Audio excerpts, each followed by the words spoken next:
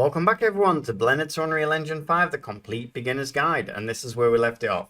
Alright, so now what we're going to do is let's actually make a start on this part here. So we'll make a start on the side of our actual cabin. So what I'm going to do is I'm going to come in, I'm going to press tab button, make sure I'm in face select, I'm going to grab this face, I'm going to press Shift D to duplicate it, and then what I'm going to do is I'm going to pull it out like so. And we'll use this as a base to create all of those little wooden planks. Now you can get textures where obviously the actual indentations are in there. So, you know, the gap in between each plank is actually in there. But we're actually going to build this out as a, you know, as a fully fledged model with all of those planks built out. Now, like I said, it does make it harder. It does make it look more realistic. It does actually come at a cost of rendering time, or on you know, in Unreal Engine it actually comes with a cost as well, because you've actually got more geometry doing it this way. So there are ups and downs to doing this,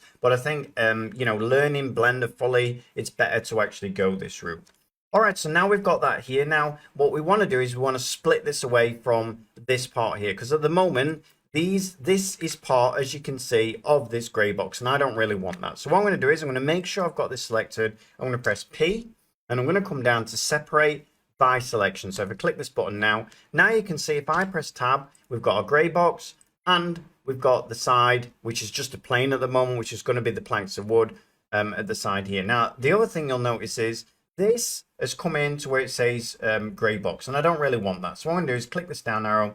I'm going to see it's a cube. I'm going to drag my cube up to my main build like so. And what I'm going to do is as well, I'm going to grab all three of these. I'm going to join them together. So I'm just shift selected them all. And then I'm going to hover over my actual viewport, press Ctrl J, and that then is going to join them all together. And it's just going to make it a little bit easier to work with in case we end up with a load of, you know, objects in this gray box part. So now what I'm going to do is also name it. So gray box, like so, and now it's named. We should be able to work with that. I'm not going to name these parts yet. So this cube, which isn't a cube, it's a plane, I'm not going to name it yet. I'm first of all just going to build it out a little bit. All right, so now we've got that. Let's actually press the tab button to go into there. But you'll see before actually I do that, you can see the orientation is over here, and I don't like that. So what I'm going to do is going to press Ctrl A, all transforms, right click, set origin to geometry, and now there we go. We're ready to actually start. Okay, so let's actually come in. And what I'm going to do is I'm first of all going to grab just the edge of this, and I'm going to make it much, much smaller. Like so. And you're like, what is going on there? Why are we doing that? We've just spent all that time not doing that. Well, the reason for that is I want to actually make some planks, and I want the planks all to look different sizes, because we are going on realism, as I've said here. So what we're going to do now is we're going to pull this out. So I'm going to grab this plank, I'm going to press L, hovering over it. So if you press L, you'll see that you can grab the whole thing, and then I'm going to extrude it out. So if I press E now and pull it this way, I'm going to pull it out like so. And there we are. We have our first actual plank. Not looking like a lot at the moment. Now what we want to do is we want to mark some seams. So you just saw the last video. We want to mark some seams first, because then when we make a load of these planks, all of the seams will be marked, which will make it much easier to actually work with.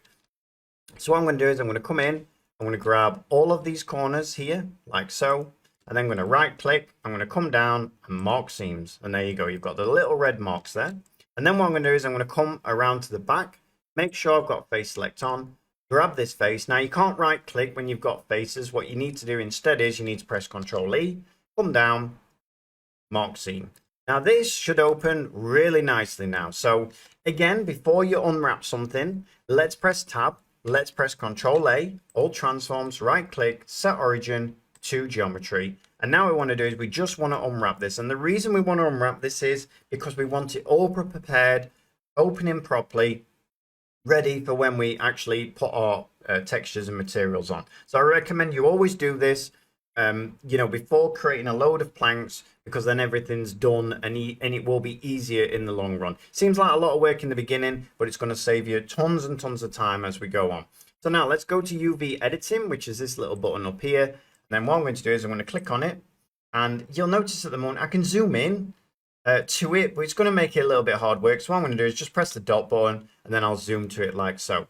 Now you also see at the moment This is a rectangle, this is a square. And the reason that is because we haven't unwrapped it yet. So it's just unwrapped it, as I say, based on that plane that we had before. So let's grab it all. So make sure, I'll also show you something else. If we press L, you'll notice it looks like it's grabbed it all, but it actually hasn't, because it only grabs up to where the island is. So this is basically island select, and we don't really want that. What we want to do is put this on edge select, and then what we're going to do, if I grab this one and I press L, it won't actually select the island, it'll just select all of the mesh, which is really handy because we actually want to unwrap all of this. Now what we're going to do is we're actually going to unwrap it. We're going to press U, unwrap, and there we go. You can see this is how it's unwrapped, and it's unwrapped absolutely near enough perfectly, because when you've got your wooden grain in here, you'll see it going up here, and then on the edges it'll actually turn around and be going this way, which will make it look really realistic, and that is exactly what we want. Now I'm just wondering whether I do want the wood grain going that way, or if I want it going the other way. I think because it's going to be hidden in the top and the bottom of here, maybe, yeah, I think what we'll do is we'll just split up this top and bottom just to show you. So I'm going to right click, mark scene. I'm going to reopen it now. So L, U, unwrap, and there you go. Now you can see my parts are here. Now, why did I do that? Because I probably want these, so these two top bits, going the other way. So what I'm going to do is I'm going to press L on each of these. I'm going to rotate them. So R90, rotate them round. And there we go. Now you can see that the wood grain will be going this way, which means that we're going the opposite way on the tops of here. And that is what we want. Okay, so now we've got it unwrapped. Now we can actually come in and we can actually give this some more edge loops. And the reason we want to do that is when we've made a load of these, we want to be able to make them look, you know, kind of rugged, have a bit of randomness to them. So the easiest way to do that is to come in, press Ctrl R, scroll up the mouse twice, left click, right click. And now because we've put some edge loops in, what that means is it means that we've got, you know, a way to actually make them, as you can see, a little bit uneven. Now we're not finished quite there because that's not going to look that great. So what I'm going to do is press Ctrl R and then bring in a few edge loops like so. So now you can see we've got a load of edge loops. So if I want to come in now and bring, you know, this little point out, let's say this one here, this one here. And as you can see, it's a bit exaggerated, but you can see now I've got a lot of options to make this really uneven. Luckily for us, but there's easy ways to do this as well. So that is what we're going to do. Now let's come in, and what we're going to do now is I'm going to actually, what I want to do is if I press 3 on the number pad, I want to repeat it going all the way across here to the end, and then I'm going to use that as my actual planks of wood. So how do we do that? What we're going to do is we're going to press Ctrl A, all transforms, right click, set origin to geometry. And we're going to bring in our first modifier, which is going to be our array. So if I go to add modifier, come down to array, and then you'll notice at the moment nothing is happening. Now that is because at the moment the factor is on 1, which means this is the X factor. So it's probably going that way. If I turn this up that way, you can see now that we've actually got some planks of wood next to each other. If I come and put this one to 0 now, you'll see nothing happens. That's because it was going the other way as well. Now let's bring them close together. So if I bring this down, generally 1 is right next to each other. Now we don't want it on there. We want to move it up. But if we put it on 1.1, we don't want a gap like that, and the wind will be howling through it and the guy will be very cold if that's the case. So what we want to do is we want to come down and bring it a little bit closer, like so.